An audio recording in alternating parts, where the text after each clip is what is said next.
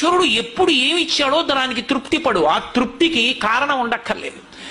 ఆకలి సరిగ్గా లేదని 1000 రూపాయల మందులు వేసుకుని ఏడుస్తున్న వాళ్ళు కోట్ల మంది ఉన్నారు. వేల పట్టున ఆకలేస్తోంది, సంతోషించు. దాహం వేస్తే మంచినీళ్లు లోపలికి వెళ్ళక మధ్యలో కన్నం పెట్టి గొట్టం పెడితే ముక్కులోంచి పోసుకుంటున్న వాళ్ళు ఉన్నారు. గుటుక్కు నీళ్లు తాగితే లోపలికి ఎడుతున్నాయి, సంతోషించు.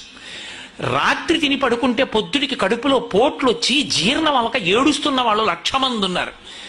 తిన్నది గుండ్రాయి అయినా సరే తెల్లారేటప్పటికి జీర్ణం అయిపోతోంది, సంతోషించు. పడుకుంటే నిద్ర పట్టక చారుడు మాత్రలు వేసుకు పడుకుంటున్న వాళ్ళు ఉన్నారు. తలగడా మీద చెయ్యెట్టుకుని ఇలా పడుకుంటే నిద్ర పడుతోంది. పుస్తకం ఉంటే తప్ప మాట్లాడలేని వాళ్ళు ఉన్నారు. వేదిక ఎక్కి కూర్చుని మాట్లాడడం మొదలు పెడితే గంగా ప్రవాహంలో వస్తోంది, సంతోషించు ఈశ్వరుడి కారుణ్యానికి. కొంతమంది కూర్చోలేని వాళ్ళు ఉన్నారు, కూర్చుంటున్నావు. నడవలేని వాళ్ళు ఉన్నారు, నడుస్తున్నావు. చూడలేని వాళ్ళు ఉన్నారు, చూస్తున్నావు. వినలేని వాళ్ళు ఉన్నారు, వింటున్నావు.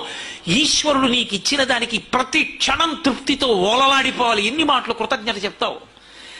అది మానేసి ఎప్పుడు ఏదో పోయిందాన్ని తలుచుకుని ఏడవడం కాదు, వచ్చేదాన్ని ఊహించుకుని అలా జరిగితే బాగుండని కనుబొమలు ఎగరేయడం కాదు. ఇప్పుడు ఇక్కడ నీకు ఈశ్వరుడు వర్తమానంలో ఏమిచ్చాడో దానితో తృప్తిగా ఉండడం అలవాటైతే వాణ్ణి మించిన భాగ్యవంతుడు లేడు. అదే ధర్మం.